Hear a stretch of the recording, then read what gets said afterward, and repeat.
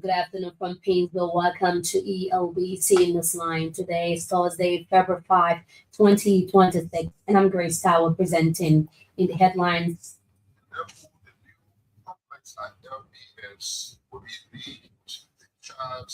Government of Liberia to dedicate modern broadcast complex at the Liberia Broadcasting System. Asalomita Liberia launches road and railway safety awareness in Bong, Nimba, and Grambassa counties.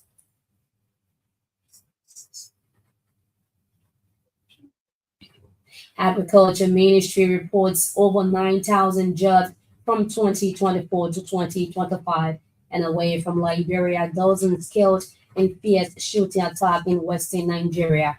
These stories plus many other developments, including the Northern Liberian English, French, sports, and our international developments. So first, here is Barbara Kamara with a news bulletin. Information Minister Jeremy Pia has announced that government is due to dedicate the new broadcast complex of the Liberia Broadcasting System. Speaking at a press briefing, Minister Pia disclosed that the facility will be named the Charles Boyan Radio and Television Complex in honor of the late journalist. He explained that the dedication date is being jointly decided upon by LDS management and the president. The minister noted that the site of the complex is where the late Charles Boyan was murdered, making the naming a lasting tribute to his service and sacrifice to journalism in Liberia. Meanwhile, the information minister has dismissed reports claiming that key government institutions were hacked. He said investigations found no evidence of cyber attacks on the Liberia Revenue Authority, National Investment Commission, or Liberia Electricity Corporation.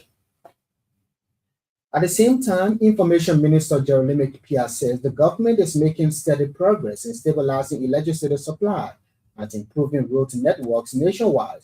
Minister Pia assured the public that recent power challenges have been addressed by the Liberia Electricity Corporation. According to him, the street lights and power poles have been installed along major corridors, including the Rabosfield Highway and the Freeport route. He also announced that the delayed road projects, including the Banga-Ganta corridor and other major highways, will resume following the completion of an audit. The minister said infrastructure development remains a top priority of the Bouaka administration. Steel giant ArcelorMittal Liberia has launched a community safety awareness on rail and road safety. The awareness, according to ArcelorMittal Liberia, is targeting its operation areas in Nimba, Grambassa, and Bong counties. ArcelorMittal Liberia Communications Manager Winston Dayu told the Elbc on Thursday that the goal is to protect both workers and community residents from road and rail accidents. Rail and Road Safety Awareness Month is a period for us to heighten the message, scale up our efforts to make sure that we reach beyond our operations to our communities. Mr. Dayu said the company is partnering with national and community radio stations to educate local residents about when and where to cross the railway and avoid road accidents. For her part, the Community Relations Superintendent Rokoe Samuel Kamara said road and rail safety awareness will significantly reduce the number of accidents experienced in the past. The Ministry of Agriculture has released a report highlighting 9,659 short, medium, and permanent jobs were created from 2024 to 2025. According to the ministry, the number of jobs created in the 2 years was part of the overall 70,000 jobs created by government. Agriculture Minister Dr. Elizana Nuta told the Super Morning Show on Thursday that most of the jobs were created through the construction of farm-to-market roads. For every 1 hectare you are developing, you will need at least 2 men that will be working there to produce the rice from land preparation to harvest. Minister Nota disclosed that 123 persons were permanently employed at the ministry last year. He clarified that job creation cuts across the formal and informal sector. At the same time, the Agriculture Minister has called for enhanced cooperation among officials of government to strengthen public trust. Minister Nota said the issues that must be discussed among public officials should not surface in the press. The Agriculture Minister was reacting to a public request by the head of the National Food Assistance Agency, Director General Boubacar Salif, for a budgetary allotment of $950,000 to be redirected to the agency's account. I chair the board of NFA, the National Food Assistance Agency. I chair the board. So if the entity whose board I chair saw that there was maybe something he feels that was not done, the first thing was to talk to me. Minister Alexander Nuta told Elbc that as board chair of NFA, he has not received any communication, official or official, from authorities of the agency regarding the reported amount. Meanwhile, Minister Nuta says the Ministry of Agriculture remains committed to fostering transparency and accountability at all times. Senior officials of the Economic Community of West African States, ECOWAS, and the African Development Bank are currently meeting in Abuja, Nigeria, for a 3-day high-level discussion. The central focus of the consultative meeting is the extension of the Regional Integration Strategy paper to West Africa. The RRSP, when extended, will provide a coordinated framework for investments and policy support, aiming to accelerate economic growth, enhance connectivity, and strengthen resilience across West Africa. In his opening remarks, the FDP Director General for West Africa, Lamin Barrow, stressed the importance of extending the current RRSP, which reached its deadline in December 2025. He noted that the extension of the regional programming instrument is necessary to sustain and support new operations under the bank's continued partnership with ECOWAS. Also speaking, ECOWAS Commission Chairman Dr. Omar Ali Toure praised the African Development Bank for its support to ECOWAS in several areas, including agriculture, infrastructure, trade, and energy, among others. The rehabilitation of a 23.91 kilometers road linking River G to Grand Crew counties is currently ongoing, with the residents and travelers praising government for the initiative. The project aims to address transportation challenges faced by residents and travelers in the area.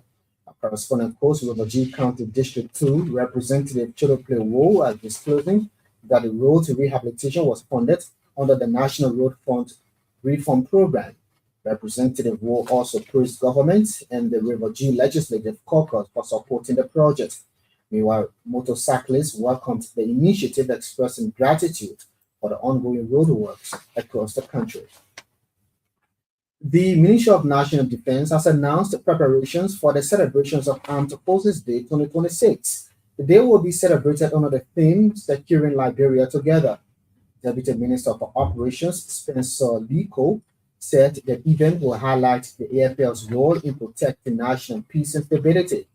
Minister Liko noted that the activities will focus on strengthening civil-military relations and promoting patriotism among citizens. He also disclosed that the ministry will continue to monitor security operations, including the protection of Sapo National Park. Meanwhile, the Deputy Minister reaffirmed government's commitment to improving recruitment and training within the AFL. At the same time, the Ministry of National Defense has released the official itinerary for this year's Armed Forces Day celebrations. Deputy Defense Minister for Operations Spencer Liko named a 7.5-kilometer run, rehearsals, and the issuance of new uniforms to 14 duplication of the Army's uniform. He also referenced the just ended military symposium to build an effective interagency framework to combat drug trafficking and organized crime. The Deputy Defense Minister for Operations also named Nigeria's Chief of Staff, Major General Wade Shabu, as orator for this year's Armed Forces Day celebration. Meanwhile, the Ministry of National Defense says an investigation into a leaked audio recording at the Bureau of Corrections and Rehabilitation has been concluded. Deputy Minister for Operations Spencer Liko disclosed that the recording was released without authorization from senior management. According to him, findings show that Assistant Director for Operations Lawrence Roble acted on management instruction and did not break the law. He said, based on the report, the investigation panel has recommended this immediate reinstatement. Meanwhile, Minister Liko said the ministry remains committed to strengthening internal communication and accountability. Montserrado County Caucus of the Mano River Union Youth Parliament has backed the nomination of Attorney Cornelia Craft as the new Minister of Youth and Sports. In a statement issued Thursday, the caucus maintained that Attorney Craft possesses the professional qualifications, legal training, and leadership capacity necessary for effective public leadership. Highlighting the importance of youth representation, the caucus argues that Attorney Craft's youthfulness should be seen as an asset rather than a liability. The caucus also described the recent criticisms of Attorney Craft's nomination as unsustainable and constitutionally misleading. Meanwhile, the caucus has expressed hope for a smooth and timely confirmation process, reinforcing Liberia's commitment to youth inclusion, gender equity, and progressive leadership. Former Assistant Foreign Minister for International Organizations, Karishma Penarad, has called for the continued strengthening and deepening of Liberia's relations with China. Madam Penarad said Liberia's partnership with China remains critical to the country's development, particularly in the areas of digitalization and infrastructure growth. Speaking on the program China Hour Wednesday, Madam Penarad noted that improved digital systems will enhance government efficiency, expand access to services, and support economic growth across the country. I also believe that China is open to working with us in all capacity. We have seen how the China-Liberia relation has deepened. Moving forward, I believe that we can tap in when it comes to digitalization because Liberia is way behind when it comes to infrastructure development. The former Assistant Foreign Minister also highlighted the immense contributions made by the Chinese government, especially in roads, healthcare, and education, among others. According to her, sustained investment in infrastructure such as road technology, public facilities will help create jobs and improve the living conditions of Liberians. And commercial drivers in Bapolo County are calling on county authorities and the Public Works Ministry to urgently recondition the damaged Women Hill Road linking Bopolo to Belayala. A correspondent said the current condition of the road is appalling, making movement very difficult for residents and business people. The drivers told our correspondent that the road condition has caused accidents and forced them to spend nights on the hill while transporting goods from Monrovia. They are urging government to take immediate action, warning that the condition of Gomer Hill continues to threaten lives and disrupt business in the area. Many thanks, Bradley Camara, for the bulletin. He makes a return later with our weather and international development. One of the big stories we're following this afternoon, Agriculture Ministry reports over 9,000 jobs from 2024 to 2025. As you have heard in the news, the Liberia Broadcasting System will soon begin broadcasting from a state-of-the-art broadcast complex in Kingsville. This is because government has announced the new broadcast complex costing $5.5 million United States dollars is completed and ready for dedication. Information Minister and LBS Board Chairman Jeremy McPia made the announcement on Thursday at the Ministry of Information press briefing in Monrovia. 3 o'clock today, the keys to the